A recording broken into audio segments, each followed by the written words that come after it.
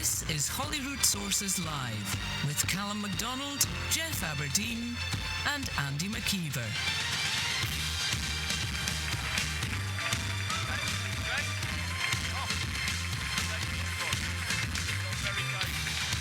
Hello, good evening. Welcome to Holyrood Sources Live. We're very excited to be in Aberdeen. We have got an energy special for you this evening, and indeed, whatever time you're listening to this podcast, welcome along. Can you believe that for our second live episode, our first one was Hamza Yusuf last August, and here we are in association with the Aberdeen and Grampian Chamber of Commerce, ready to dive deep into energy conversation, which is one that comes up on the podcast a lot. Tonight we're dedicating 90 minutes to just exploring all of these issues in such a crucial part of Scotland's economy, a crucial part of the economy in this part of the world, tens of thousands of jobs, billions upon billions of pounds up for discussion this evening. Can we change the narrative? Does the narrative need changing, perhaps? Is this about de-weaponising the conversation around energy? Is that what you want? Is that what would work? Of course, everything's a bit political, but what if there's something of a cross-party consensus that might emerge, for example, this evening? It's really very exciting to be here. It's exciting that we might get clarity on a path forward. I think that's something that will come up this evening as well. In the room with us here in Aberdeen, 300 people who know exactly what they're talking about and who will be leading the conversation. Good evening, 300 people. There they are. They've been wined and dined, which is lovely. We've been up and running for, about a year now on the podcast, almost, which is really lovely. I'm actually pleased that here in the room, as a sort of plucky startup that we are, we're really pleased that we're actually supporting some plucky upstarts, the likes of, BP, Centrica, Shell, all represented in the room this evening, finally giving them a platform and a voice. And lots of others as well. There's hundreds of people here. We're going to hear lots of your questions throughout the evening. So we've been here for about a year. We started just as Nicola Sturgeon resigned as SNP leader and First Minister. We were there to wave off the camper van. We were there to watch a cloud of smoke of WhatsApps being incinerated, it would seem. Geoff Aberdein and Andy Maciver, of course, are here to keep us going. Guys, it's so good to be having a conversation about energy in Aberdeen. I think that is actually a great place to start, Geoff, the fact that we are here in such a crucial part of the world for such a crucial conversation. Absolutely. This is the economic and energy driver of the entire United Kingdom. And I said earlier off broadcast that I was so proud to be here, and I truly mean it, because we could have this debate. We were encouraged to have this debate, were we not, in Glasgow. We were encouraged to have this debate in Edinburgh, and we insisted on having it in Aberdeen, because this is where the expertise is. And so I do really mean this when I say, please engage the conversation today. This is your opportunity to influence the three politicians you're about to see, and hopefully in an election year influence the legislation that will come thereafter. So take that opportunity. Andy, your thoughts? Yeah, I would agree with that. This is it's a really good setting to have three people here, a minister, two shadows, people who can genuinely have influence over the future direction of energy policy. Energy is going to be the economic backbone of the country for us, for our children, for our grandchildren. It's a policy which I am not convinced we're getting entirely right. I'm not entirely impressed with politicians of any party when it comes to this, to be honest with you. And I think what we need is to, politics is politics, and it's always going to be difficult to get consensus. But on an issue like this, in other countries, there is broad consensus about the ground rules and about the basics of what we do. And it gives the industry certainty, and it gives investors certainty. And unfortunately, lots of what comes out of politicians' mouths of all colours in both governments do the opposite at the moment. I don't think they give enough certainty, and I'd like to hear more of that tonight. And the great thing about tonight is it's all recorded. So whatever they say can be taken down and held against them. Well, indeed. Indeed. Some of you may be brand new to the Holyrood Sources podcast. Welcome, if that is you. This podcast, as I say, is about a year old. Tens of thousands of people listen to it every single month. More than 80% of Scottish parliamentarians, i.e. MSPs and MPs representing Scottish constituencies, are listening right now. hello parliamentarians. We have asked them, and they seem to love it. And I think one thing, if I may, because Geoff and Andy are the stars of the show, as you'll know if you're a listener, one thing about this is they are pragmatic. Yes, they have party political backgrounds, but actually what you will hear, I think tonight particularly, but what you hear throughout the podcast anyway, is how much they are interested in what is in the best interest of Scotland. And so I think that listen out for the pragmatism this evening. Of course there's politics, that's what makes it all fun, but listen out for the direction of travel that might be on offer this evening. Right, we want to start by looking at some exclusive polling released today from the True North advisory firm. Geoff, who's in charge of that firm? My colleague Fergus Much would say him, but I'm going to say me for the purpose of this podcast. Right, good. Well, thanks for doing the polling, Geoff, basically, is the bottom line, because it's focused on energy. It's given us some really interesting data to get to grips with, and some really interesting sort of takeaways to have a little think about. I suppose one of the things to note from this, first of all, 75% of people across Scotland back the domestic production of oil and gas. 65% think that energy companies operating in the North Sea have a positive impact on the UK economy. I think that's an important bit of context. Then we turn to some of the specifics here. To what extent do you support or oppose the deployment of offshore wind farms? Well, 65% support, i.e. strongly or indeed somewhat support. Let's start with that, Andy. What do we make of that as an indication of where the public is at and how that matches up with policy? Let me firstly say that I can see from the TV screen over there that I'm placed right in the middle of the majority, which is not normal political territory for me, it has to be said. Are you uncomfortable? Very, very new. Do you need help? This is very, very new. I'm not used to an audience this big with my political party background, it has to be said. It's true. You can laugh, but it's true. I think what this shows, and what a few of the questions which you're about to reveal show as well, is that politicians can sometimes tie themselves in knots trying to work out what will make them popular and trying to predict what people think. I think people on an issue like this are well ahead of politicians in most cases, to be honest with you. I remember last year I was in Shetland speaking to school children from Anderson High, and more than anybody I've spoken to at Holyrood, they instantly understood transition. They understood transition immediately. There's no problem, there's no paradox as far as they're concerned with supporting hydrocarbons and supporting renewables at the same time. It just felt normal to them. And I think what this shows is it feels normal to most people as well. Those figures that we've released in this poll, and I should say at the outset, somebody came up to me earlier on at dinner and says, what is this True North poll? Is that you going around people that you like to give them the answers you want? Just for clarification, this is carried out by Survation, which is part of the British Polling Council, which is absolutely credible and completely verified. But we've done a number of these polls now at our organisation, and it's not just this one in isolation.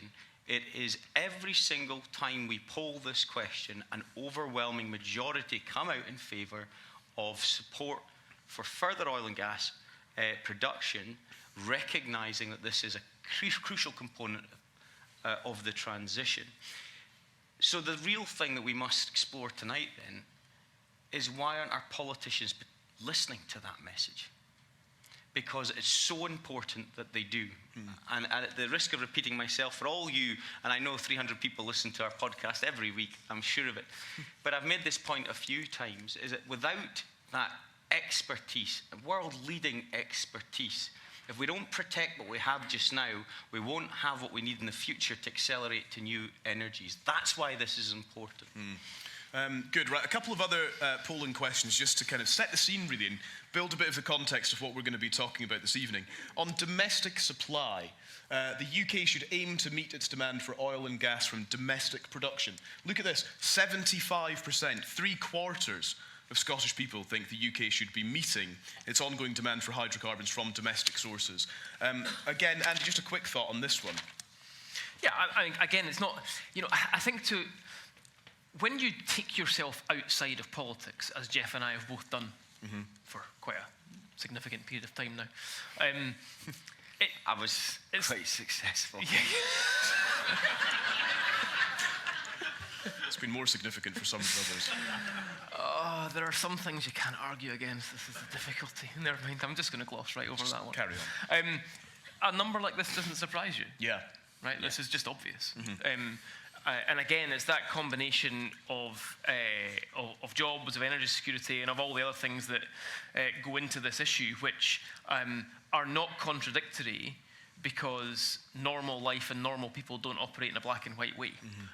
We are, out there in the real world, we're all nuanced. We can cope with nuance, we can cope with transition, we can cope with seemingly paradoxical concepts and bring them together in a way that at the moment our politicians are finding difficult to do. So again, there's no surprise in any of these numbers. I don't think anybody here would be particularly surprised in any of these numbers. It's probably what you see and hear most days. Yeah. Is anybody surprised out of interest, just by shout or heckling or raising your hand? There's not a single hand up. You landed me in it there. Yeah, I know. I was hoping to. But if I may just add to this, because we're in a general election year, and this is going to be one of the key issues of public discourse as we approach polling day. Absolutely no doubt about it. I think it's crying out for a political party to seize this agenda and speak in honest and pragmatic terms to the electorate and say, look, this is what we need as part of a transition. We'll explore this later in questions with the politicians, but I just want some conviction from our politicians in this regard. Yeah. The politicians are on the way in the next few minutes. A couple of other things just to draw out from the poll, because I do think it's fascinating. This one got me. The survey was gauging public opinion on targets to phase out gas boilers and new petrol and diesel cars. So let's take these in turn. 35% of the public think that the Scottish Government's plans to phase out gas boilers by 2045 is achievable. And then people are even more sceptical about the 2030 ambition to phase out petrol and diesel cars. 70% consider that target to be unachievable. There's something in that, isn't there, about the kind of belief of the public in the ambitions that are being set and why there is such a overwhelming scepticism about these things being actually possible.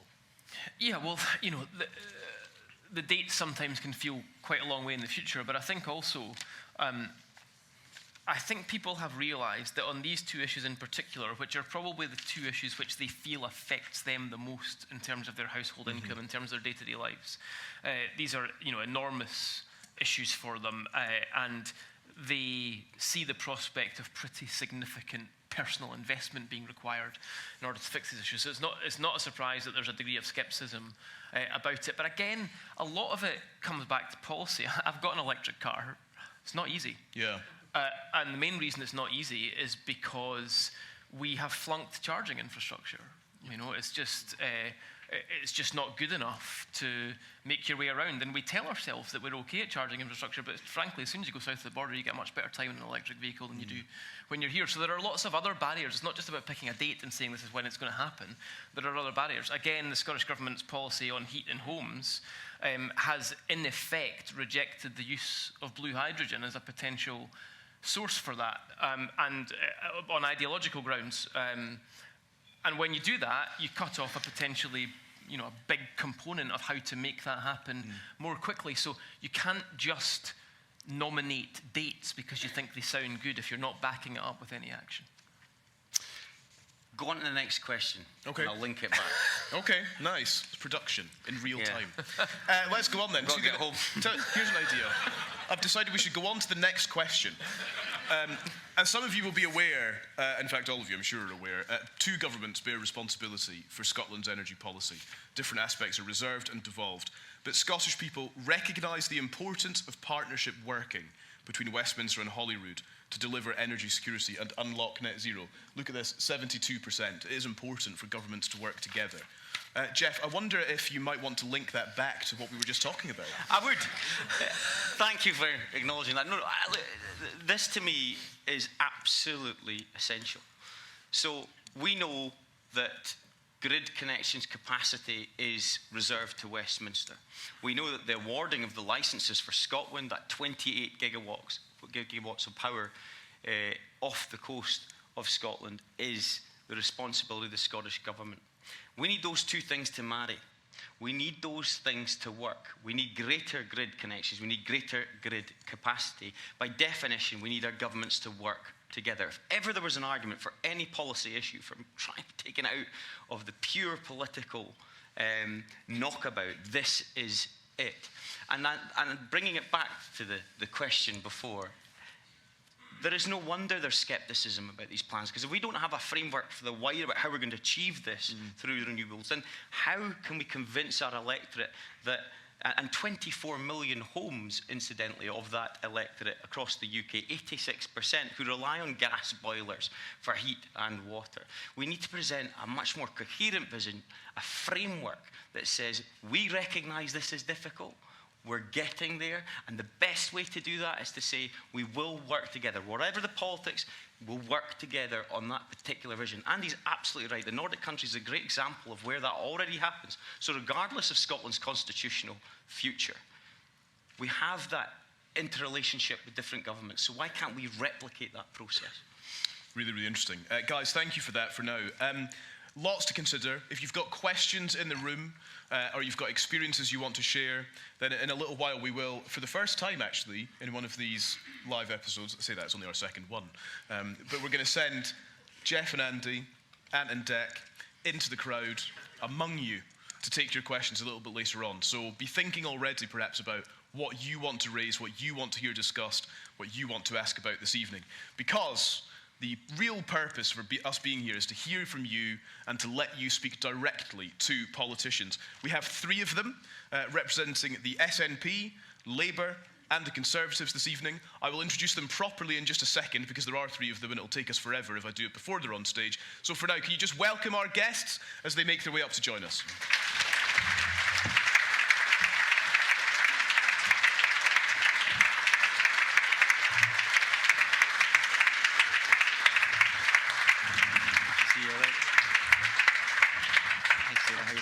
Welcome. Yes, over to this one. Thank you very much. Sarah, I might just pop you on that one there if that's okay, just to keep everybody right. And Douglas, you're in the middle. You can take centre stage. Thanks, guys. Thank you very much for being here. Right, let me introduce our guest then. Gillian Martin, SNP MSP for the Aberdeenshire East constituency and also Scottish Government Energy Minister.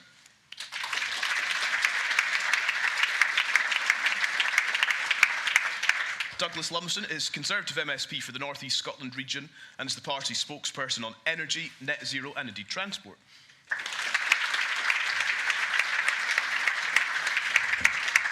And Sarah Boyack's with us as well, Labour MSP for the Lothian region and party spokesperson on energy, the just transition and net zero.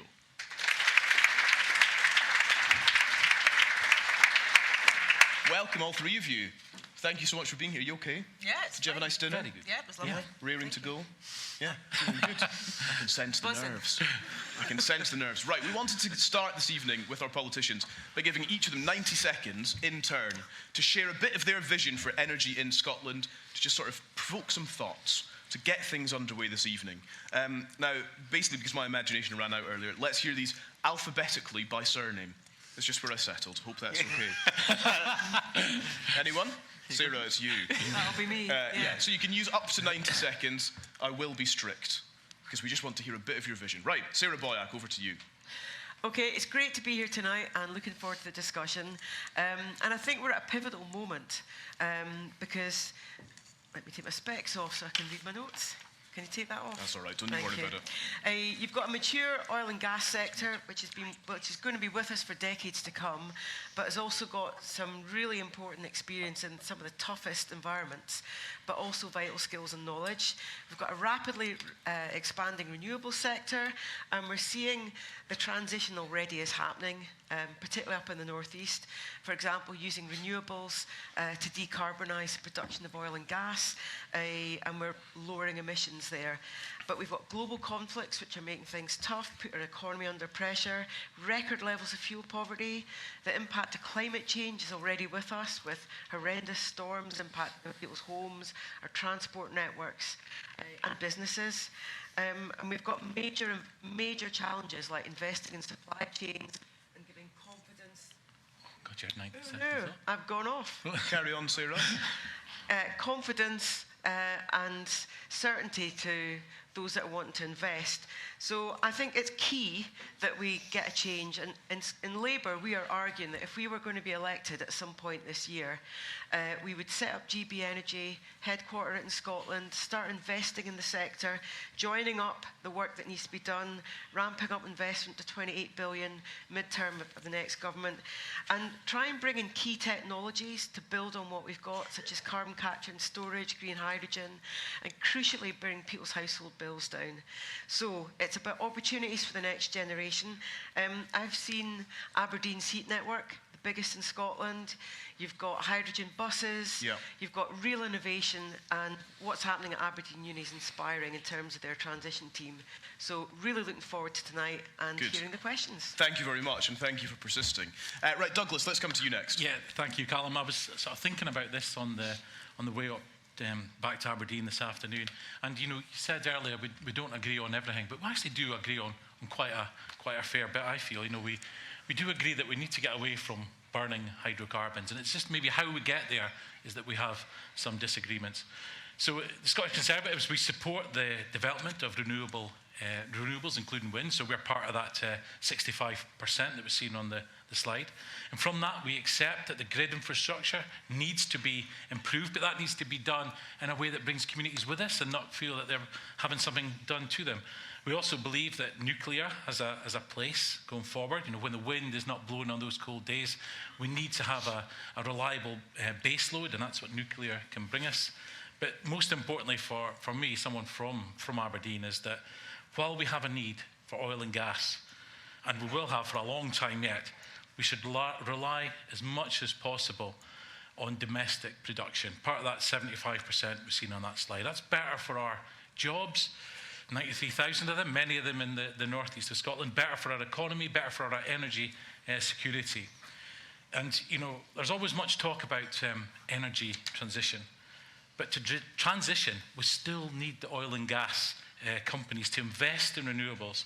And you need the traditional oil and gas workers to be there to be able to transition into the new jobs. And if the government turn their back too quickly on the oil and gas industry, then there won't be the expertise that we need to make that transition.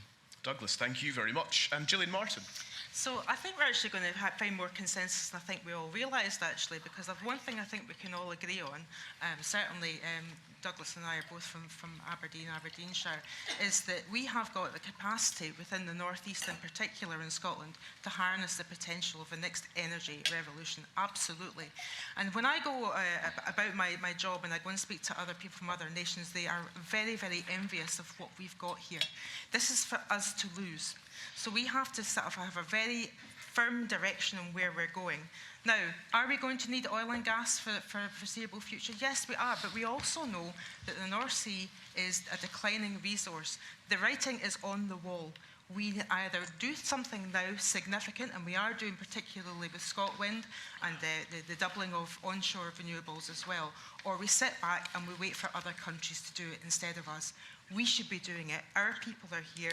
We've got the expertise. We've also got the oil and gas companies that have been working in the northeast for decades, who've got the expertise, and they've also got the supply chain as well, who've been working for decades as well. We did it in the 1970s. I'm a child of the 1970s. That's when we came up to Aberdeen.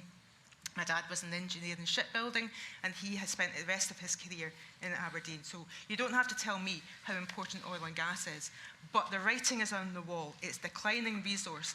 Even if we put climate and net zero aside, even if it were the case that that wasn't an issue, we have got a declining resource, but we have natural resources in wind and tidal and solar and wave. Okay, thank you all very much. Hopefully that gives you a bit of an idea of where the politicians are starting out from this evening. We'll take a few minutes and do some analysis with Geoff and Andy, and then the bulk of the evening will be over to you. If I just may pick up on a couple of things then that each of you have said, or indeed not said. Gillian, I was listening carefully for two words in your 90-second vision there. The words are presumption and against, and I didn't hear them. No. So that's the wording that's in the draft energy strategy as it stands right now. I think we've become very hung up on those two words at the expense of actually having a nuanced conversation about what that means.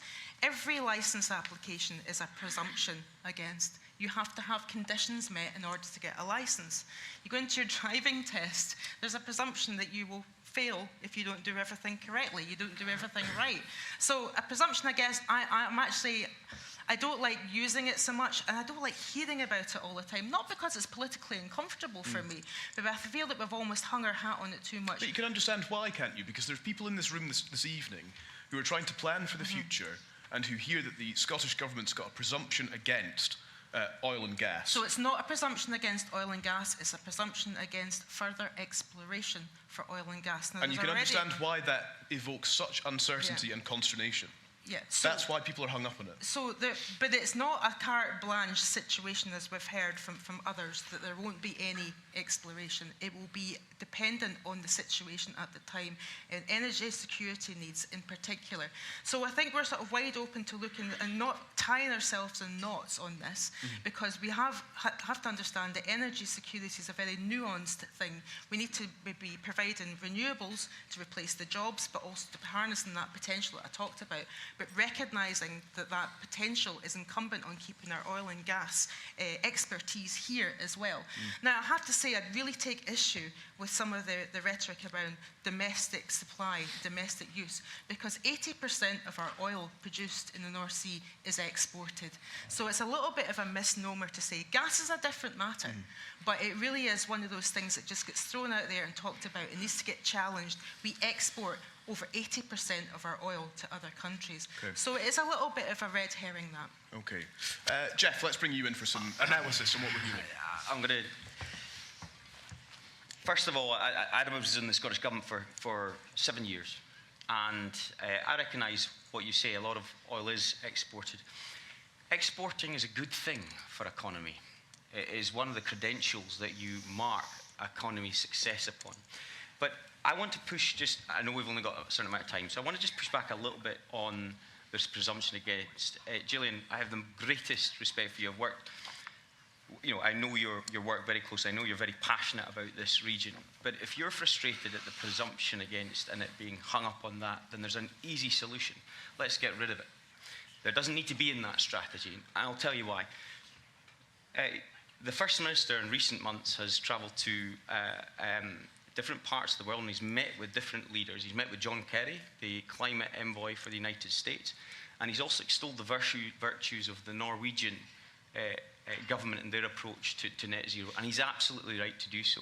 The US and Norway are doing great things on net zero. But last month, Norwegian oil and gas companies announced that they were going to be investing £21.85 billion, way more than they anticipated, in oil and gas projects. President Biden, accepting that we needed to reduce our reliance on oil and gas, still announced his administration 3 new projects in the Gulf of Mexico. Neither of those countries have a presumption against oil and gas. So I suppose my question to you is, what do you know, what does the Scottish Government know that these 2 governments don't? Well, one thing I would say to you, Geoff, is that it's about climate compatibility checkpoints as well. And I think that any nation that is serious about the goals of it reaching Paris in particular should be working together to have a global standard for climate compatibility checkpoints. Because if you have climate compatibility checkpoints, then everyone knows what they are. And everyone signs up to them, and there is an agreement. It's actually one of the parts of the agreement that there was in COP28 was about the development of those checkpoints. Now, I think the industry and governments need to do that together, because then we know what's acceptable and what's not acceptable. And so, I mean, presumption against, again, I don't really like the phrase. I don't think it really says very much. I think it's a little bit of a, it's like hang your hat on it.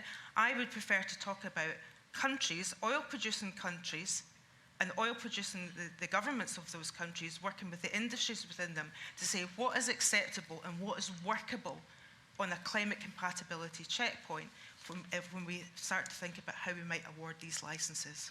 Andy? I have a lot of sympathy with what you're saying, and I have sympathy with the position that you're in, but the problem is that you may not like presumption against, but I think a lot of your colleagues in government do like the words presumption against, because you compare it to a driving test which you could pass or fail.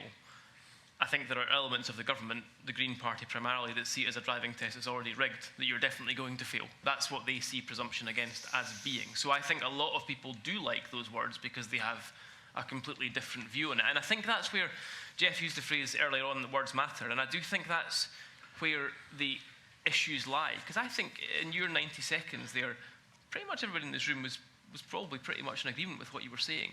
The difficulty, though, is I don't think that is the high-level smoke signal that comes from the Scottish Government. Because when you have in government the Scottish Green Party, who A, are anti-capitalists, and B, want to turn the taps off straight away and don't make a secret of it, I don't think you can expect the rest of the world and the industry to just say, oh, well, we'll just ignore what they've said over here and we'll pay attention to what they've said here. I don't think that's how investment works. So the uncertainty has to be considered understandable in that context, I think. But there's a very important thing that you're not saying, and that's the energy policy is not in the Butte House Agreement. There's a a lot that's not in the Butte House Agreement that the Greens still hold a lot of sway over. Do the Greens influence energy policy? No, not so At far. all? I mean, I've been energy minister for 9 months, nearly a year now, and there has not been anything in terms of the policies that I've been developing in which it hasn't been something that, there've been sort of like red lines or whatever. It's not in the Butte House Agreement. Influence. Well, the thing is, I've got obviously there's chain of command. Sure. Right. So I am energy Patrick and environment quite minister. High up, it would seem. Energy and environment minister, not just energy. Sure. I've got a cabinet secretary who's energy in his job title, and then there's the first minister. And that really the direction in terms of energy policy comes from the First Minister, Cabinet Secretary and myself. Okay, cool. Right, let's unpack some of what the others told us as well. Sarah, let's turn to you, because one of the things that you were talking about, which I'm sure was of great interest, was about GB Energy being in Scotland under a potential Labour government. I do wonder, though, to what extent you think Labour is experiencing, even as we speak, almost in real time, something of a PR problem when it comes to its green investment plans. Shall we talk about £28 billion, which has been floating around since 2021, when the Shadow Chancellor Rachel Reeves announced the Green Prosperity Plan at the Labour conference. And here we are at the beginning of 2024, and no one's quite sure if it remains. Rachel Reeves in the last 24 hours saying the picture's now very different and talking about the fiscal inheritance that's on the way for a potential Labour government. This is something else that is fueling uncertainty. Yeah, well, we have had the economy crashing through a couple of disastrous Tory acts, and you've also got what's happening with Putin's invasion of Ukraine, so the economy is in a much more difficult position. But critically, we are actually talking about how we would start spending that money, and having GB Energy to work with the sector, to talk about investment. The stuff I get when I meet people is a need for certainty, a need for support for supply chains. So it's those kind of things, using government powers, using a mix of investment and the government working with the sector. So that is critical. And for me, there's stuff you could do very fast. Community energy projects, work with the sector here. There'll be projects where a bit more help could get things over the line. Critically big things like how do we get to the next stage in terms of carbon capture and storage, having the UK government taking a stronger line on that and working with the sector. So I think it is absolutely critical. But we've got to be fiscally responsible in the run-up to a government. And I've got strong memories of Gordon Brown saying the same sorts of things. And once they got the economy stable, money did start to increase. So there will be competition for money, but the Green Prosperity Plan, that money is going to be baked in, and the planning is going to be baked in from day one. Go on, Geoff. Sarah, do you perhaps recognise that the clarity of messaging from Keir Starmer has been somewhat inconsistent, though, in all of this? So let's go back a few steps. We have this major pledge in 2021. You're quite right to point out some of the external factors that may have impacted that. But we had some messaging around oil and gas, total opposition. Then there's a softening towards it. No, we'll honour the licences on the point of taking government. We had this 28 billion Green Prosperity Fund. Now, according to the Shadow Chancellor, that might be reneged upon slightly because it's a tough climate. Now, we're here to talk about energy primarily, but one of the things that I think Keir Starmer's biggest risk is, he doesn't have many, I think he's likely to take Downing Street later this year, but one of the risks he has is, we know what he's against, we don't really know what he's for. And I think the energy policy of the Labour Party at a UK level is a crystallisation of that. Well, I'm just going to have to disagree on that one. Please do. I thought you might. I was actually at the conference when Rachel Reeves announced the 28 billion first off. Were you excited? But I was beyond excited. So you're disappointed now that it's gone? No. Then I sat down and thought, how on earth do you spend 28 billion, in your first year? You have to gear up to it, because I've been in government myself, and you have to work projects up, and there will be projects that will be ready to spend on day one.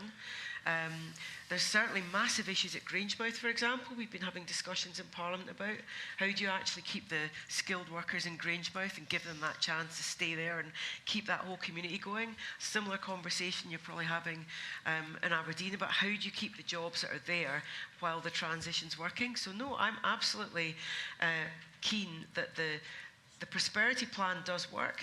You need investment, and I think Ed Miliband, having talked to him, and Keir Starmer, because we were up before Christmas, they met probably quite a few people in the room. I was there. And we had a similar conversation. Exactly. And I think it's a no-brainer. Yeah, things are tougher. You've got to be fiscally prudent. I still think it's exciting, personally. It's hugely exciting. I just think the point about consistency of message is really important, particularly in a general election year. But I'm going to give you this fantastic opportunity, Sarah. Now, I'm reading here from your colleague. I got this through the letterbox today, actually. This is hot off the Aberdeen press. South. What is it, Geoff? It is a Labour election leaflet for Aberdeen South. You could have saved the money probably on my household, but look at this. Last paragraph. GB Energy headquartered in Scotland. I will fight to ensure that it is based in Aberdeen. Now, that's the state-owned energy company that you've pledged. I can promise you headlines, national news tomorrow morning if you were to right now guarantee that state energy company will be based in Aberdeen. What do you say? I'm just going to have to disappoint you, Geoff. I cannot make that commitment. I know I'm going to get booze, and I'm going to have to... but we're getting lobbied all the time, and that's a good thing, because people can think how we could actually have it, not just headquartered in Scotland, but here. But the commitment is to have it headquartered in Scotland, and I think I'm getting lobbied from across Scotland, actually. There are other places that are also lobbying us, sometimes on a strictly regular basis. So the thing is, we're having the conversation. Who's got a better pitch, do you think, than at the moment? I am absolutely not going there, yes. I think, do you know what it tells us is that I'm not just getting lobbied by opposition people that don't agree with me, but there is a mood for this. But we've got to do our homework, and it goes back to your point about messaging. You've got to be consistent. So yes, Green Prosperity Plan, headquartered in Scotland, and all of that. Just wait till the manifesto, and wait till somebody decides there's going to be an election sometime, hopefully before January. Sarah, just 25. for listeners' benefit, Sarah's looking at Douglas with this. I don't call that, I'm afraid. Well, I'm aware of that, but you can highlight that's what was happening. all of that raises quite an important point, though. By the way, Geoff, I can't believe that didn't work. I thought you nailed it. I know, Geoff. Honestly, Didn't work. That your pitch. Getting the headline. Oh, yeah, I You know. tried. I'm shocked. It does raise an important point, though, because Labour obviously is incredibly relevant just now. And a lot of, not just the oil and gas sector, but a lot of business organisations have a central assumption that not only will Labour win the Westminster election, but that Labour, if trends go the way they are going, has a very good chance of being in power at Holyrood as well. And that is interesting for the energy sector, because one of the identified problems which we know about is the working relationship between the Scottish Government and the UK Government in what is a pretty grey area in terms of devolved and reserved responsibilities. And so actually Labour have an incredible opportunity to bring all that together and present a very coherent vision of where it's going to go. My observation would be, you can listen to Sarah Boyack, Keir Starmer, Rachel Reeves, Ed Miliband. You might not always feel like you're getting the same message. And I do think, we're still a little bit away from an election, so that sort of thing can be tidied up. But I imagine that this sector, like many other sectors, I think this sector, more than anything else, wants a consistent and certain message, especially from the party, which could be looking at a decade in government north and south of the border.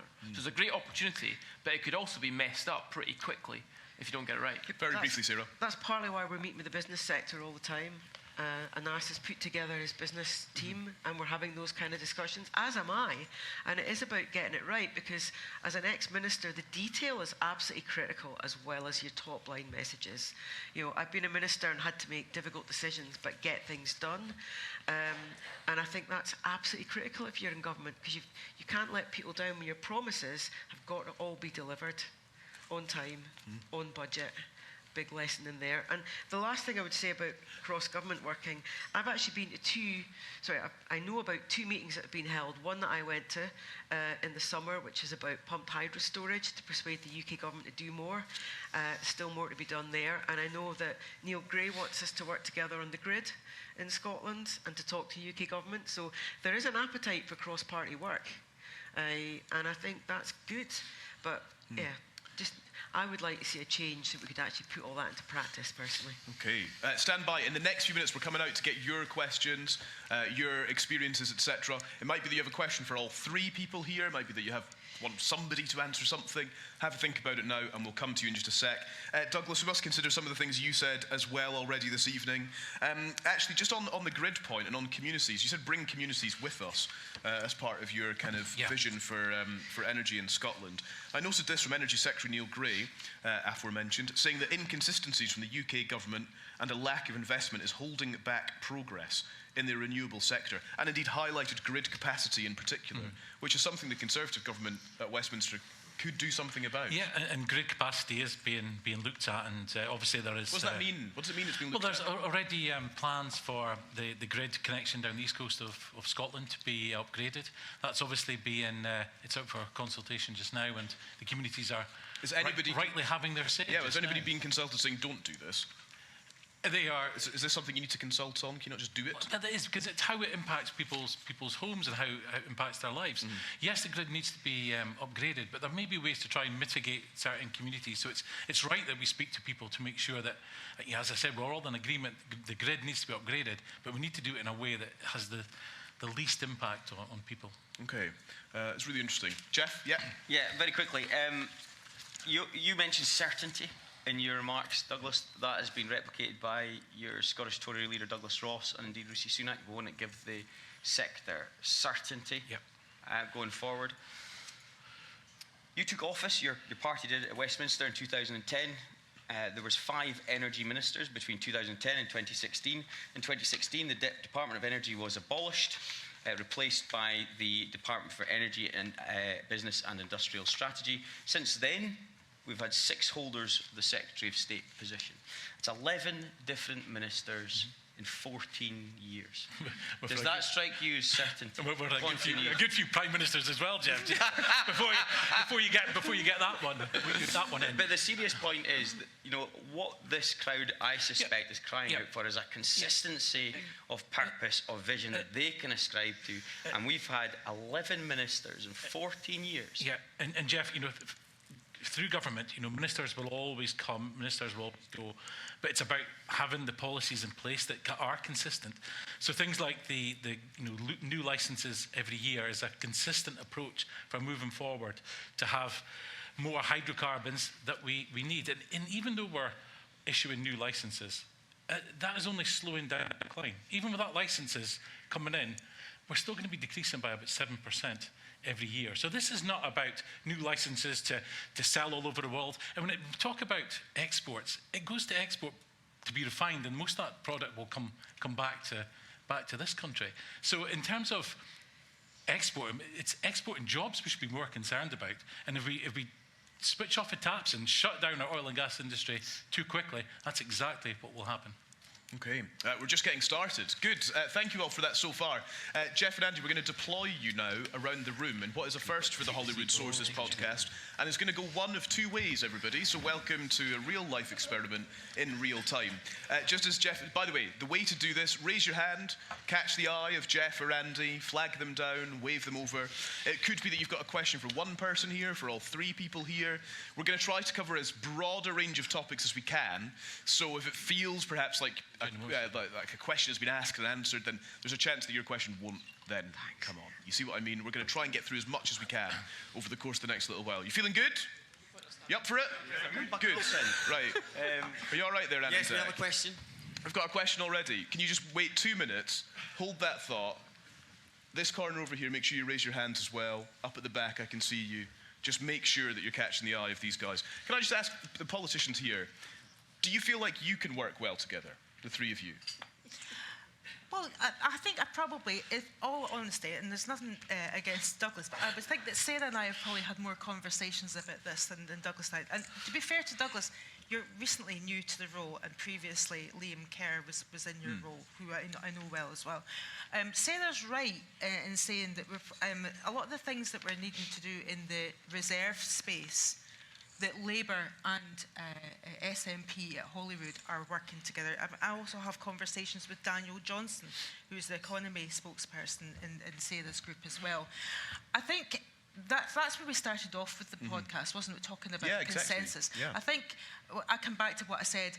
The prize is too great, and they're not doing anything in terms of the actual transition, and relying on a declining resource is folly. Yeah. And I think we all have to accept that we have to do what is at all possible to keep Aberdeen and Scotland more widely as the energy capital of Europe, because we're going to get a march stolen on if we don't. So we have to have collaboration and consensus and certainty and policy that sticks, and we all work together on it. Yeah. I think there are certain things that we can work together. We spoke about a call with Neil Graham. We're all going to sign a letter saying that the grid capacity needs to be increased.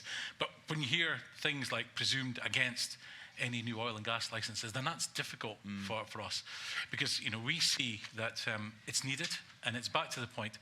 While we need oil and gas, it's much better for our economy and much better for our environment, actually, that we produce it here. Yeah. And Sarah, do you feel that there's a collaboration here that's going on? Yeah, I think if you look at our cross-party groups, they are where we are able to have people from different sectors in telling us what it's like, and having discussions about how you move forward together. We actually had a debate on green jobs last week, which was not all about shouting at each other. So there's something about strategic investment in infrastructure and supply chains and skills. That was the other thing that came up, and it comes up right across the sector about not just the next generation, but people who are in both oil and gas and renewables, making sure that they get the support to get the right skills going forward. Constructive conversation is what we're all about. Right, Geoff, who have you got? Yes, we're joined by Emma from a fantastic organisation, the Energy Institute Young Professionals Network. And what is this all about if it's not about the future? So, Emma, over to you. Thank you very much. Would you like me to stand up? Yes? Please do. Go with your heart, Emma. Thank you. So I'm here this evening as part of the Energy Institute's Young Professional Network. I'm here as an emerging professional, somebody moving into the energy industry with 15 years' experience in higher education. I'm here as somebody who's upskilling themselves in energy, and somebody who is looking at the future. I have 2 young children as well, so I'm always thinking about the future. So I'd like to pick up on the fact that you've talked about future opportunities, you've touched on the expertise here and the workforce, and I'd ask all 3 of you to answer this, please, and bearing in mind what Geoff said about consistency and certainty for the future. So my question is, how do you plan to ensure that there is sustainable funding in place that attracts and supports the next generation into the energy industry and those seeking to transition within the energy industry? Nice. Emma, thank you very, very much. That's great. Now, I'm just going to do the host bit and just say, make your point and make it punchy, all right? Because we want to get around as many of these as we possibly can. Sarah Boyack. Yeah, well, my colleagues who represent the North East talk a lot about folk who are in the oil and gas sector having to pay for their own training if they want the transition to renewables. So there is something about supporting people through that process, and also making sure we invest in our universities and colleges to make it affordable, particularly for young people, but also for those mid-career to access the courses. And when I was up here, last time I met the X Academy, and they were really effective about trying to give young people the range of skill sets they don't think they've got, to emphasise them. So I think it's a mix. It's funding, it's universities and colleges, and it's working with the sector as well to make sure that they are all on board and giving those opportunities both to young people but also to mid-career professionals. Bit nodding from Emma there, bit of gentle enthusiasm, I think it's fair to say. Right, go on, Douglas. Emma, we want companies to come and invest into Aberdeen and the North East, and that in turn will produce, the jobs and opportunities that young people need in the area. And for that, I think we need to have a real positive narrative. Narrative was mentioned already. And, so we shouldn't be demonising the oil and gas industry. We need to be talking the area up, because, we've got a lot of potential here, but we just we can't be driving investment away.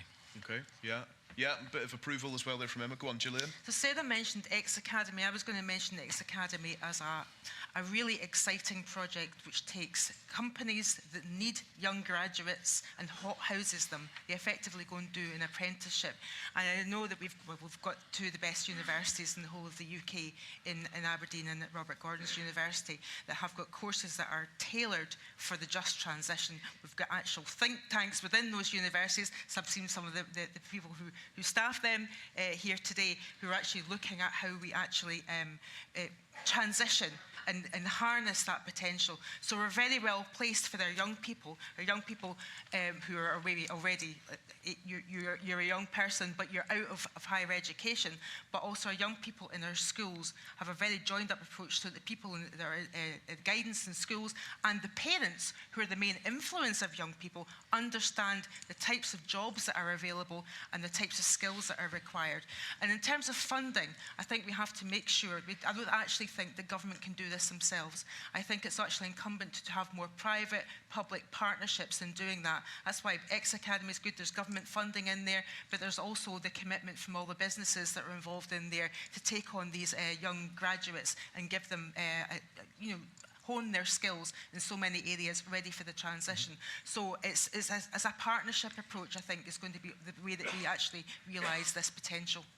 But in terms of university funding, that's actually been cut, so there's going to be less places going forward, which is a real shame, and it's not going to help anyone. So that's why I mentioned things are very fiscally difficult, not just in Scotland, but in the UK and the whole of Europe right now. We've just come out of economic shocks and pandemics. This is not a Scotland problem. This is a wider programme. It can be a Scotland solution. How far does public money go? Well, actually, the prize is so great, and the prize is great for the private sector as well, that we need to have a lot more partnership in there. And actually, I think it's best for people's education as well. We all know the value of apprenticeships, but hot housing in this way, like we used the X Academy as an example, it happens on our universities as well, where we have this buy-in from the private investors, where they actually put their skills and expertise as part of people's education, and they use their resources to get people skilled up as well. I think that's going to have better skilled people than just publicly funded institutions alone.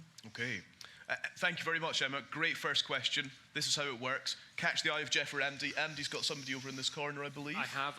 I think tuition fees are a Scottish problem, actually, but that's a whole other podcast. That's a whole other podcast. I'm at the Holyrood Sources table, so you know I've got somebody important. Brilliant, good. I've got Ellie. Ellie's an independent contractor working to help scale up startups, and I'm not going to try and say scale up startups again later on tonight. That might not go well. Ellie, over to you. Yeah, it's definitely too many words. So yeah, as Andy said, I'm a startup consultant helping startups scale here in Scotland and abroad. And my question to the panel is, from a political perspective, how do you plan to leverage innovation from the Scottish technology scene and from small businesses and startups here to enable the energy transition in a just fashion, and particularly within connecting that innovation to partnerships abroad? Okay, Douglas. Well, before I was an MSP, I was a councillor, leader of Aberdeen City Council, and we worked well with the UK government and the Scottish government in terms of our city-region deal.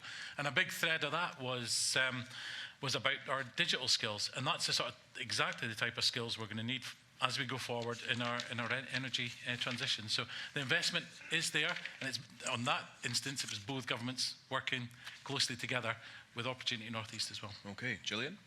So the Scottish National Investment Bank is actually one of the main vehicles that's actually got a core kind of mission in terms of reaching net zero and actually really having like very favourable sort of bias almost towards innovation in net zero as well in terms of who they give their loans to as well. Also, we've invested the 500 million in terms of the supply chain as well, which will involve innovation within that supply chain, and we have of course given just transition funding as well. This is actually one of the areas in which the UK government and the Scottish government, when they actually decide to work together, can do really good work. We look at the Net Zero Technology Centre. Both governments have put money into that. Look at decommissioning centre in my constituency in Newborough as well, although I think we should be calling it the repurposing centre, because I think decommissioning is now going to become repurposing. But that's where we actually work together. The main thing is that we don't have pots of money here, there, and dribs and drabs over there. That we pool our resources in the things that's really going to give us bang for our buck, and of course I can't forget Scottish Enterprise, Highlands and Islands Enterprise, and South of Scotland Enterprise as well. They are very critical in terms of the seed fund and hot housing, that talent and innovation. One of the joys about being the energy minister is I get out the chamber where people are arguing with one another, and I actually go and see it in action. There are innovators all over the place, and they're not just like, for example, doing hydrogen in terms of like heat for example, or fuel. They're doing it for things like agriculture as well. It is incredible what's out there, and actually we've got such a skilled and expert population in this area that I feel buoyed every time I go out there. So Gillian, you mentioned just transition funding, but so it's a real shame that that's actually going to be cut for next year, because that can actually make a difference, especially to we wouldn't be in that position, Douglas, if we didn't have nearly a 20% cut on our block grant. And I just think that it's okay to talk about the budget. It's okay to talk about the budget. It's a tough budget. But the very fact remains is the Scottish government has to work within what is in their block grant.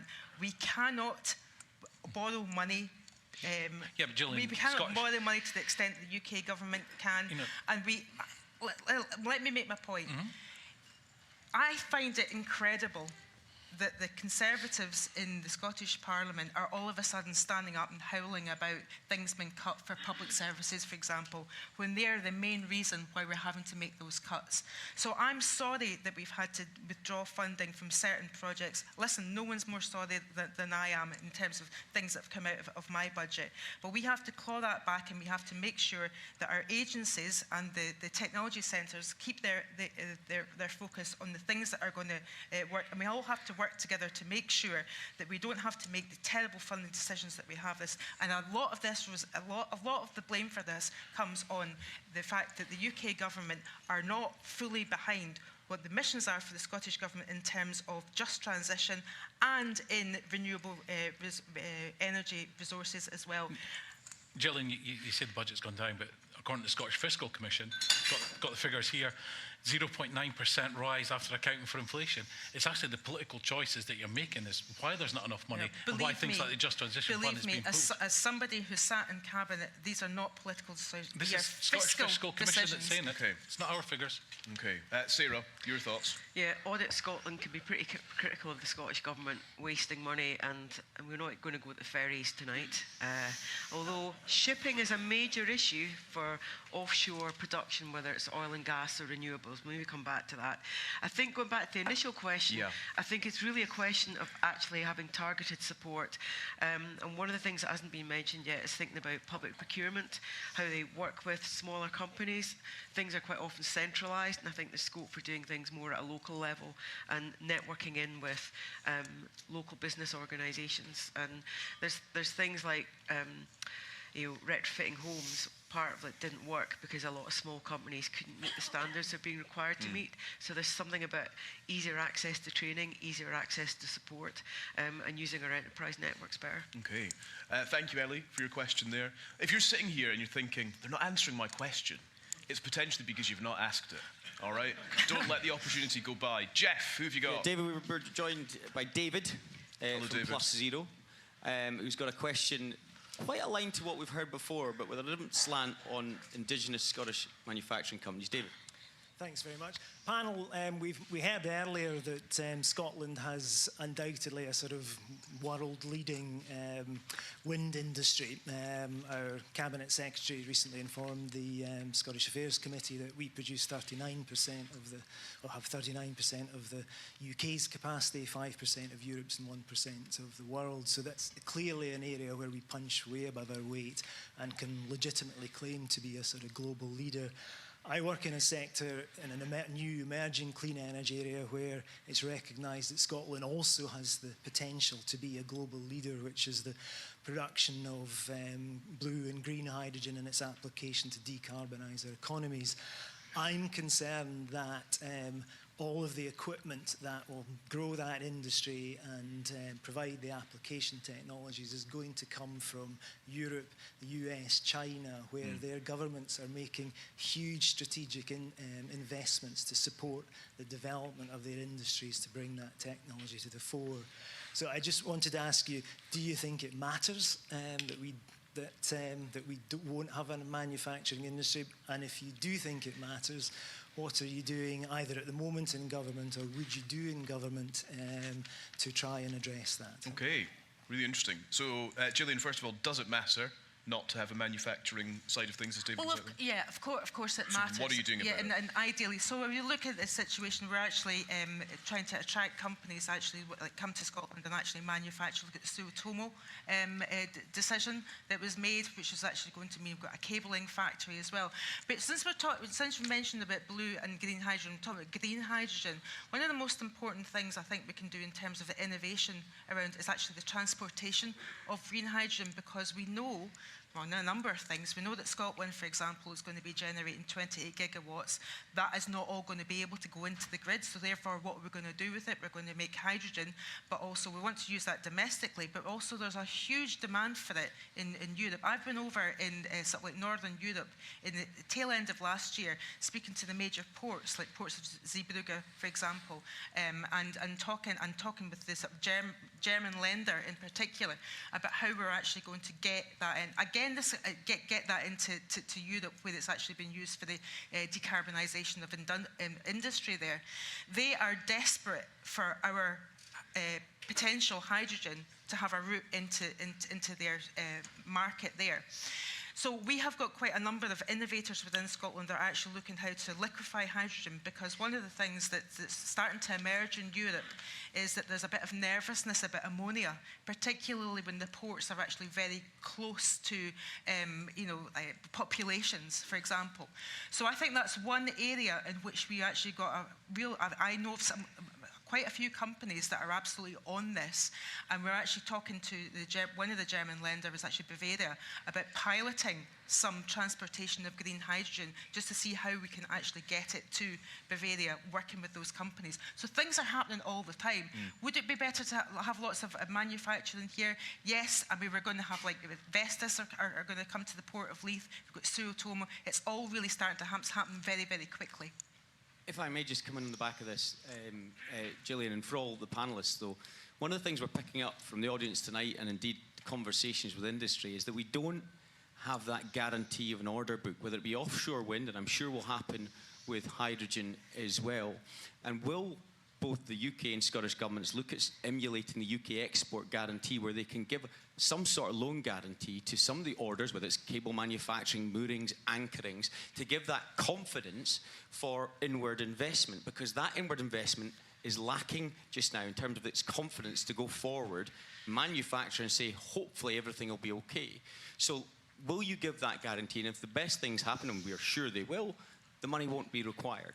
So I think that's both incumbent on both the UK government and indeed the Scottish Government. But that's happening all the time. We're actually out there with Scottish Enterprise in particular, and making those deals. Whether those guarantees are happening, I would have to get back to Geoff. You know, I think you're asking me to sort of like be a cabinet secretary here at the moment, but I mean, which is very nice of you. Thank you very much. But I think it's actually the SDI is working around the globe, making all those connections and trying to attract more companies into Scotland. But I'll tell you one thing, Geoff. In all those times that I've been out and about as Energy Minister, and I've been in Denmark, and I've been in Belgium, and I've been speaking to the German lender in particular, they know Scotland is where it's at. I was in Ireland, I was in Donegal, and they were talking about their wind capacity, which I think is something like 2 gigawatts, if at all. Looking at what we've got here, they look to Scotland, and as others see you, they see this is the place where it has got the most potential. So I actually don't think it's going to be too much of a problem attracting. We're already attracting an awful lot of business coming in from outside the UK. Okay, a quick couple of thoughts from you guys so we can work our way around the room. Yeah, if I come. So, Geoff, you mentioned, you know, the investment would need to come in. I think what would help on that is actually the consenting process to be sped up. It takes, and I think we probably all agree on this as well, it takes far too long for agreement. Sarah, do you agree? For things Absolutely. to be there's consensus for you. Consented. Yeah. So I think if we speed that up, then we'll get the investment coming in. Yeah, we're working on it. We have to up the capacity in the consenting unit quite massively, but we know what's coming down the line, so that is actively happening now. But it comes back to the skills point. We need more people trained in all the various expertise around consenting, environmental impact assessments. We need to ramp up and make it clear to young people in particular that there's lots of jobs in this area because we're going to need the skills. Gillian, you've been in power for 17 years. Surely this should have been thought of a long time ago and should have been ready for this point. Well, ScotWind was only announced a couple of years ago, Douglas. But Alex Salmond said we were going to be the Saudi Arabia wind many years ago. Well, so surely that should have all been in place. Maybe that was Geoff's line. Yeah, that. It's a very good line, Geoff. Sarah, if I can keep it brief with you. Yeah, we need a bit better heavy lifting. We need better heavy lifting in government in terms of the policy development. You need a geographical approach to this. We're going to have so much potential capacity, electricity coming off the North Sea. And until that grid is all linked up, there's opportunities that we could start to develop now. And I think delay to the green industrial strategy was a big shame. And I think we do need to have that much more joined up approach. We're not getting that. And that's partly what we think GB Energy would do. It would be the state actually coming in and pulling all the players together, whether it's opportunities with developing green hydrogen, thinking about the geography there, thinking about how you use green hydrogen, all of that. I can't see David because I think he's behind the pillar. Yes. But very keen to actually see that because it's a massive missed opportunity at the moment, particularly with grid capacity. Please do. And I'll make the point about ScotWind. That money did not go into the investment that we'd hoped for. It went just back into the budget. And that's because it wasn't just cuts in the budget, it was because bad spending in the budget. Can I ask something though, Sarah? And this is a genuine question. Sarah's been talking about GB Energy and our colleagues talk about GB Energy. I would actually like to know what it is. What's it going to do? What is it? I think the public have an idea. You talk about a GB, it's a publicly owned energy company. What difference is that actually going to make to your ordinary person that's fuel poor, for example? I mean, I genuinely would want to know what GB Energy is going to be and how you're going to do it. Is it a nationalised utilities company? Bills. It's about bringing down people's bills. So one of the things we're massively underutilising is the opportunity of community energy. It's not happening to the extent we could do in terms of solar on our roofs, solar farms, community-owned renewables projects. But is it going to be selling electricity to consumers? It's going to be bringing the industry together and actually taking a lead. Now, it's not going to nationalise the whole of electricity, but look at some of the experiences on Europe. The European companies that come here to Scotland make good profits and send it home. It's about not having all of our energy split up into different packages. It's about joining it up and making sure you've got clear leadership and focusing on bringing people's bills down, getting those supply chains sorted, and having an approach that brings governments together. And you're not just talking UK and Scottish government.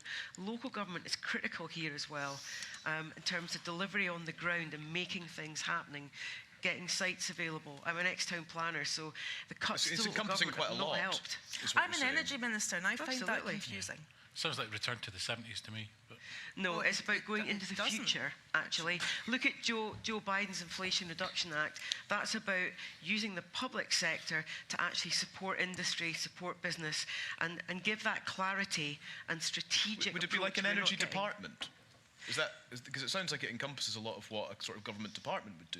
Yeah, but specifically with that one job, not just being a part of government, it would be focusing exclusively on energy, and it lets you do the Green Prosperity Plan and joined up approach from local, national, both UK and Scottish government, and give the joined up approach we simply haven't got yet, because you've had too many years of mismanagement of the SNP, but also an approach to just let somebody else do it with the Tory government. So you nationalise it all?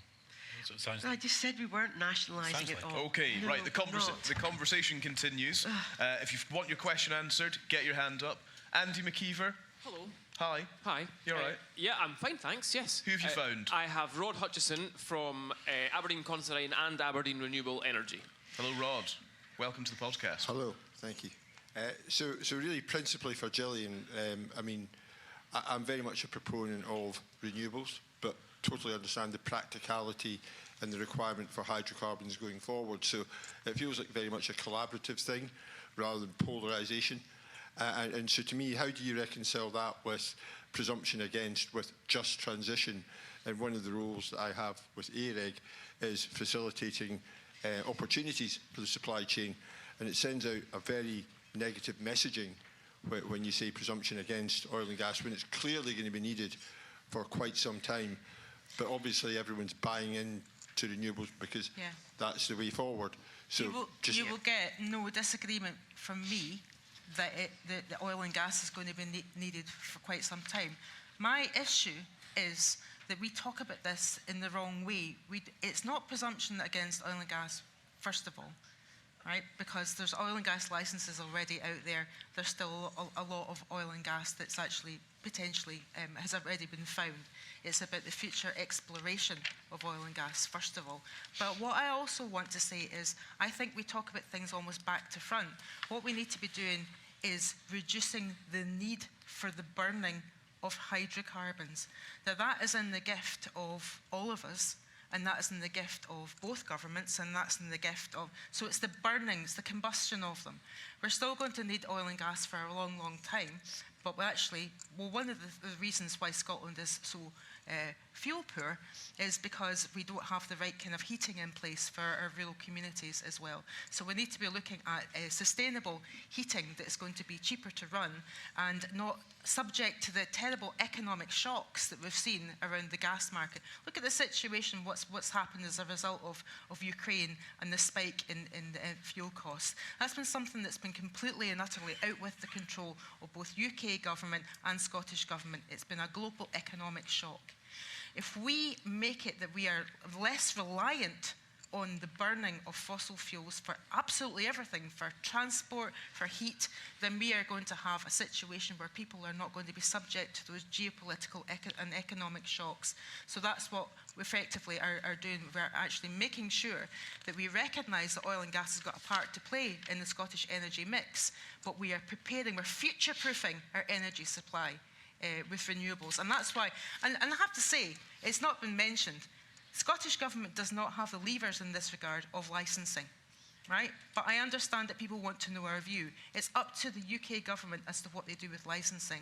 But we have set our stall out, we are put all our energy, pardon the pun, into the renewables future of Scotland with the help of the oil and gas companies that have served us so well, particularly their workforce over the last 5 decades, because we need to make sure they've got jobs in the future, and we need to make sure that we stay the energy capital of Europe. Can I just ask then, so the presumption against stuff, which we should all obsessed with. Well, yeah, you can understand why. You can understand why. Let's not dismiss that.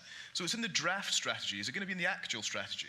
If you don't like it this much and everyone's getting hung up on it unnecessarily. If I said what's going to happen in a strategy that's not been published yet. Oh, but you can stop us all being hung up on it. I would break the ministerial code, so I'm not going to do that. Okay. Would you like it to be in the final strategy?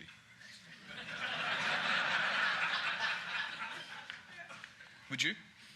Why are you not answering that? I'm not answering people that. would love an answer. I'm not answering that because I don't want to break any kind of confidence in conversations that I've been having on this very matter. Okay. Geoff Aberdeen. Fascinating. I'm not going to, I really want to, but I'm not going to. This is about the people's bit. But let's crack on, Calum. Let's get some quicker answers because there's a lot of people wanting we've got loads to get through. Douglas Lumsden's getting it far too easy tonight, and I'm about to change that just now. We've got a great question from Gillian. Hi. We haven't talked about the energy profit levy, which I think is an important topic to touch upon. I think you've all said that hydrocarbons is important. It's here to stay. We need it for the future. It's part of the energy mix. So what are you doing about the energy profit levy? Because clearly that is driving out investment here in the UK, and unfortunately it's having a real knock-on impact to the industry. I can talk about Apache. We've stopped drilling in the North Sea. We've downmanned our drilling rigs. We've reduced our workforce, unfortunately, and a lot of that is because of the impact of the energy profit levy. So I'd really like to hear what you're doing there. Yeah. So Gillian, sorry, just for clarity, are you from Apache? I am. Yeah. So Douglas, over to you on this. Gillian, because about 130 jobs, if I'm right, have had to go as a result of the energy profits levy. That's not quite right, but it's a significant number. Fine. No, Gillian, as a North East MSP, I'm not going to stand up for the UK government here. I'm completely against the EPL, but I can understand why it was taken in at the time. Energy bills were going through the roof, and there was money required to offset some of that huge increases. I was listening to another podcast yesterday. I think Douglas Ross was on the Chamber podcast, and he was asked about this. And I know he's making representations to the Treasury to try and have this lifted. And we'd obviously like to see it go as soon as it's possible. But in terms of, who would you trust actually to get rid of that EPL quicker? Is it a Conservative government? Who brought it in? Who brought it in? But Calum, what was Labour's stance on it? They wanted to go harder and stronger, and I think they would keep it in for a lot longer than we would. Over to Gillian. I would like to hear from Labour, to be honest, because obviously general elections coming up, and that's where a lot of the uncertainty lies for investment in the UK. Sarah? Yeah, I think the principle at the time was because it was unexpected profit levels at a point when the cost of gas for householders was absolutely rocketed. And we're up to something like 36% of Scottish households are living in fuel poverty now, and that is just unheard of. So it's about getting the balance right there, and I totally get the point about people moving out of the country, but we were at a point of crisis where people are still turning off their heat. You've got families where there's people who've got disability who cannot now afford to have heating on in the house or use their electricity, and that is a major social problem that we've also got to address. And going forward, it's going to have to be thinking through what the choices are in terms of that finance. And to be honest, nobody's mentioned making our buildings more efficient so that we don't have to use as much energy and pay as much energy. Sorry, Sarah, in the we're first talking about place. the energy profits levy right now. Yes, I did that, yes. No. Are you satisfied? Well, hang on. Gillian, are you satisfied? No, I didn't actually hear. Didn't hear the energy profits levy. So what level would it be at under a Labour government? Well, what I was saying there was that we supported the principle of why it was brought in, and because of the crisis that the country faced. So that's the past. And that it's not been resolved yet, has it? We're still so at a point it should where, stay. Well, even this year, there are people's bills who are just going to be totally unpayable. So what's the benchmark? Because every year there's some people that can't pay their bills. So what's the percentage of people? Yeah, but we were going to get rid of that entirely, and now we're up at 36%. So what percentage does it need to be at for the EPL to go? I think it's a question of the government working with industry and also getting those bills down. It's a combination. Okay, but I don't understand what that means for the future of companies that are enduring it right now, and also this idea that there's some sort of prioritisation of keeping the levy while watching people lose their jobs. I'm trying to No, that's why I'm saying you need a joined-up approach and people getting round the table and having that conversation. Do you sense the frustration when you sort of give an answer like that and there's a kind of lack of clarity? I can absolutely see the expression at that table, yes, so I'm taking that. And one of the good things about something like this is you're here to listen. This is not just us here to lecture people. The things that I'll take back that I found the difficult questions, absolutely. Okay. We can but try. Right, let's go to, where's Andy? I've lost him. He's up at the back of the room. Oh, way up the back Let's here. whiz through a few more questions. Yeah, This well, is great. I'm gonna do that for you because I've got a double header here. Love that. Similar but linked but slightly different questions. I've got Steve Johnson from Paratus Commercial Services, and I've got Jenny Stanning from Offshore Energy UK. So we're going to do two at the same time. Cool. Thank you. Hi panel. If we assume that energy companies are their own tier 2 supplier, like every supplier's got energy costs and fuel costs, and when costs start to go up, so I was a mechanic in the 80s when diesel cars were being promoted as replacing petrol because they were much cleaner and much nicer for the environment. So the taxes were reduced on diesel at the pumps. Everyone then bought diesel cars. All of a sudden, diesel's now more expensive and not good for everybody. So if we get to a stage where the oil and gas companies who are currently paying significant money into the government coffers, regardless of which government, if we then eliminate all of that and we are all dependent on renewable energy that is being subsidised, so the supply chain is being encouraged to get on that bus, what happens when oil and gas disappears or significantly reduces, the government doesn't get those taxes that it's getting through the profit levy, etc., are we as the consumers, as businesses as well as consumers, going to have to pay more in energy costs when the supply and demand shift takes place? So, because the government isn't going to make money unless those renewables companies make significant profits, which we will pay for, are we not going to replace the current problem we've got with oil and gas with the renewables market structure? Because the supply chain doesn't know what bus to get on right now, and there are contracts that they're signing into to do the right thing, but it's not necessarily the right thing for the economy. Okay. Thank you for your question. And here's the second one. Hello, panel. It's loosely linked, Andy. So it's a world-class supply chain that we have here in the energy industry in Scotland and definitely near, sorry, I'm going to stand up so you can see me, in Scotland and definitely in Aberdeen and Aberdeenshire, right? But a lot of that supply chain is dependent on oil and gas, although it is an energy supply chain. And it will be dependent on oil and gas revenue to fund its transition and its evolution into the new energies that we all want and we all need. So my question to the panel is, do you actively want that activity in oil and gas? And what is your political party going to do about improving the investor environment that we need to secure that activity and the long-term future of that all-energy supply chain? Okay. Yep. Sarah Boyack. Well, I think part of it is working with the sector now, and the thing we've talked about earlier in terms of oil and gas being with us for decades to come, it is about working on things like infrastructure. One of the things that people have talked to me about is shipping in terms of access to infrastructure. That's a big issue. People would like a bit more joined-up approach on that if they were going to decarbonise that element of the process. And I think it is a question of being able to sit around the table and have that kind of conversation. And that is partly why we did want the principle of GB Energy to enable that kind of conversation to take place. Because I think it's really sent out to the market at the moment. There's not that government engagement. And I think that's critical because there is investment and we need to make sure it's going to be effective in terms of supply chains. Douglas? So Jenny, as I said in my introduction, the oil and gas companies are vital for our energy transition. We need their investment and we need their skills to move forward. And that's why it's so disappointing for me that in terms of, I'm having to go at other people now, Labour, they said they're going to stop issuing any licences.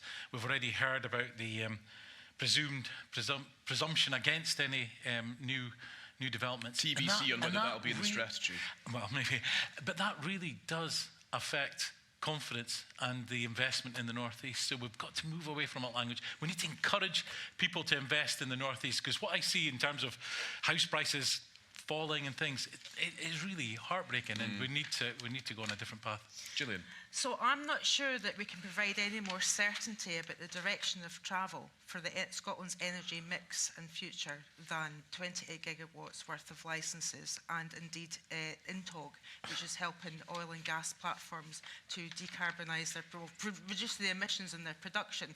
We wouldn't be making those decisions around INTOG if we didn't see a future for oil and gas. That is going to be reducing the emissions from production of oil and gas. We wouldn't do that if you would believe Douglas Lumsden characterising it as turning off the tap, which was a ridiculous presumed phrase. against, that's what you've said. So I think both those things are showing that we're serious about an energy mix in the future. We're serious about reducing the emissions that are already that are at an unacceptable level from production, which will allow oil and gas companies to continue to produce. And presumably, it would be climate compatible, in part of that climate compatibility argument, if they were able to do so with our help and with the help of floating offshore wind to do that. I also just want to mention, in terms of the previous question as well, that the Scottish Government does not get any revenue from oil and gas. And one of the ways in which we've been able to actually do more in the energy space is that because we've now got the devolution of the Crown Estate, which means that we have got Crown Estate Scotland, which means we can have these licences for offshore wind. So we will be having revenues. It's very important that we use that for the people of Scotland as much as possible, because one of the things about oil and gas revenues, billions of pounds going into the Exchequer for decades from Aberdeen, particularly, and Aberdeen in the North Sea, is that Scotland really didn't see much of it, and you just have to look at the state of Union Street to see that that's the case. Okay. Gillian, can I ask? Very quickly, if you would, Douglas. In terms of the $8 billion investment into Rosebank, do you support that? Of Rosebank, yeah. I've not made that decision. Do you support it? You're do you welcome it? You're talking about a reserved policy. You're asking a minister in a devolved government about reserved policy. Do you welcome the investment? I didn't have any part in that decision. So, sorry, for clarity, you could still welcome it. Yeah, and you can look at me with those puppy dog eyes for as long as you want, Calum. You've asked me 2 questions of which you know it's impossible for me to give an answer. Why? To be honest. Space. Okay, well, be honest. And with thanks for the compliment. Geoff. One final question, which might help you, Gillian. This is from Alex, our sponsor. And we need to give him a question because he's paying for our all-expenses trip to Las Vegas next month. But I think you might like this. This is more getting rid of the presumption against and a presumption in favour. Thank you, Geoff. And yeah, look forward to Las Vegas if as long as you're paying. Yeah, so Alex Meredith from SSE Renewables. I'm the project director for Berwick Bank, which is a project that's currently under consideration for consent. We have heard a lot about the presumption against. I do want to talk about what we're for, and I think there is consensus that we're for offshore wind, which is really positive. But I think we need to understand what are the practical steps we're going to take, or what the political parties will take to ensure that presumption is followed through. So is there a presumption, or could there be a presumption in favour of wind projects going forward? We talk about 28 gigawatts of capacity, but all those projects need consent, and they will all be subject to a very risky consent process. Now, we think at Berwick Bank we can unlock nearly 5,000 jobs in Scotland. We have the supply chain ready to invest in Scotland to deliver those jobs, but we're still at the mercy of a planning system which is still very, very difficult, slow, challenging. What are the panel going to do to speed up that planning process, to make it more certain, to create a presumption in favour that supports the sort of investments that we know we can unlock with Berwick Bank? Gillian. I'm not going to mention Berwick Bank specifically. I don't think you would expect me to, given that it's still under consideration, and I think you understand that. But in terms of, I think actually this I don't like the presumption language. I've said that, right? Presumption for or against is it's still a licence application. What we have to do, and one of the things that I've been talking to my officials and various people and various working groups that I'm chairing as well, like SOEC, is around how we are not duplicating effort. We're duplicating the effort in terms of environmental impact assessments, the rafts. I mean, if it was all on paper, it would be like trucks backing into the consent units and unloading lots of paper. And that's been done by every single licence application. It is meaning that we've got log jams in terms of the consenting. We need more people that are actually trained up to do all the analysis around the applications, and also the analysis of those applications when they come in. We know what's coming down the track. We've already got, obviously, we've got a commitment to double onshore wind. We've got ScotWind, we've got INTOG, and we've got the things that like you mentioned, the projects that are in the pipeline right now. So we are actively recruiting and increasing the capacity at government. It's part of, I suppose, arrangements that we've got with the industry. I talked about the onshore wind sector deal. We actually made a commitment with government. They said that they would do certain things for the people of Scotland, like community benefits. We said that we we'd slim down and streamline the consenting process. We have to do that because everything is riding on that. We don't want to be the blocker to getting to net zero, first of all, and having energy security in Scotland. Douglas. Yeah, no, I think we're actually going to agree on something, Gillian. So, behold! In terms of the consent, and it does need to change. As Gillian said, there's far too many agencies involved just now. We're just trying to write them all down. Nature, Scott, Crown Estates, local authorities, each have got their own planning departments, Marine Lab, RSPB, ministers as well. So if there was maybe one organisation that was overseeing it, then that would hopefully streamline the process and make things a lot faster. Sarah Boyack. Yeah, I mean, we've had 20 odd years of wind developments now, so we know what the lessons are in terms of biodiversity, impact on bird life. We need to join that up, and we need faster consenting, and it's not just offshore wind, it's also turbines, it's flotation, it's all of that needs to be changed. I mean, I met a company who said that they were if they wanted to develop in Canada, it would take them 2 years from start to finish from the consenting process. In Scotland, it was over 7. So we need to fix that. And part of it is about having the right staff, but also having a process that's going to work and not be completely repetitive. Can I add one thing as well? Very briefly. It's about the public conversation that we have about the infrastructure that's required to get all this to the grid and to market as well. Because things that can make that whole process a lot longer is when things go to judicial review or there's community campaigns against things. And I think that we really have to have that conversation with people about how are we future-proofing your energy supply for the electricity and the fuel that you need. There's going to have to be infrastructure in place. Onshore wind, for example, various transmission infrastructure as well. It's very tricky. It's a difficult conversation to have, but I think it's incumbent on all of us to have it. And communities need to be involved as well. Absolutely. From the start. Some consensus and agreement on which to end. Gillian Martin, Douglas Lumsden and Sarah Boyack, thank you all very, very much.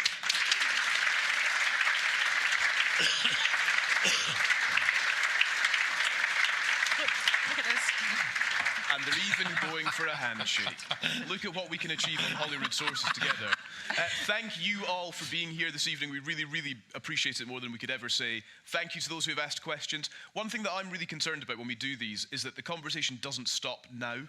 You can email us, hello@holyroodsources.com to get in touch, and we will pick up on your comments, your critiques perhaps, your praise, your criticism, whatever, of what you've heard this evening on future episodes. So email us anytime, we'd love that. This is an election year, don't forget, and so it's really important that we keep these conversations going. Cannot thank you enough for being here this evening. Thank you for sharing your expertise. I'm delighted to say the bar will reopen presently, so run, basically. Thank you for being part of the podcast. You're brilliant. We really appreciate it.